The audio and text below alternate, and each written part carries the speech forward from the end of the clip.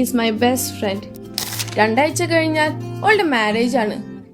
ഞാൻ ഭയങ്കര എക്സൈറ്റഡ് ആണ്, സെയിം ടൈം കൺഫ്യൂസ്ഡും ആണ്. എന്താണെന്നല്ലേ, ഞാൻ എന്ത് ഗിഫ്റ്റ് കൊടുക്കും? ഡ്രസ്? നോ. വാച്ച്? ഗാഡ്ജറ്റ്?